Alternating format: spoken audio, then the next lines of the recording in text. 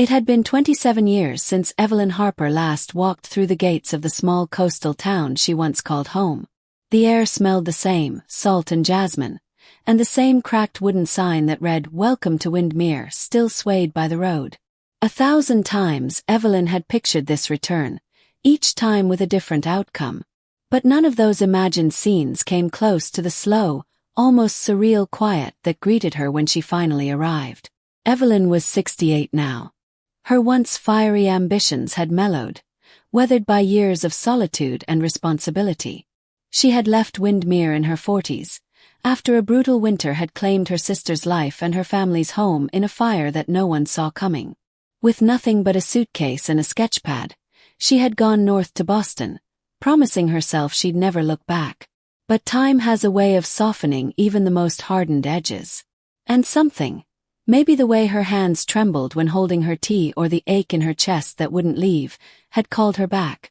She rented a small house near the bluff, overlooking the sea. It was quiet just the way she liked it. The days began with tea on the porch, watching the gulls and the light spill over the water like paint. Evelyn had spent much of her life as a museum curator, preserving the work of others while neglecting her own. But now, with time as her only companion, she began sketching again. The lines were clumsy at first, but they grew confident, like her spirit had been waiting in the shadows all along. Evelyn started walking through town more often. People looked at her with curious eyes, as if they recognized something faint in her, like a melody they used to hum but couldn't name. At the old bookstore, she found the same woman still at the counter, though her hair was now snow-white and her hands moved slower. "Evelyn Harper," the woman said softly, as if saying her name confirmed her reality. "I thought you were a ghost." There was something healing in being remembered, even if only in fragments. She visited the ruins of her family home, now overgrown with moss and memory. Evelyn stood in the quiet, letting the wind press against her cheeks like the hands of time. She didn't cry. Not this time. Instead, she picked up a stone from the ground and placed it in her coat pocket. On Sundays, she visited the old chapel. She never prayed, but she sat on the last bench in the back, letting the music and whispered hopes of others surround her. It felt like being wrapped in something she couldn't see but deeply needed. One evening, as dusk dyed the sky in hues of violet, Evelyn sat by the bluff, sketching the lighthouse. A young girl approached, perhaps 13, with a wide-brimmed hat and a notebook. "Are you the lady who draws?" she asked. Evelyn smiled, her voice quiet but steady.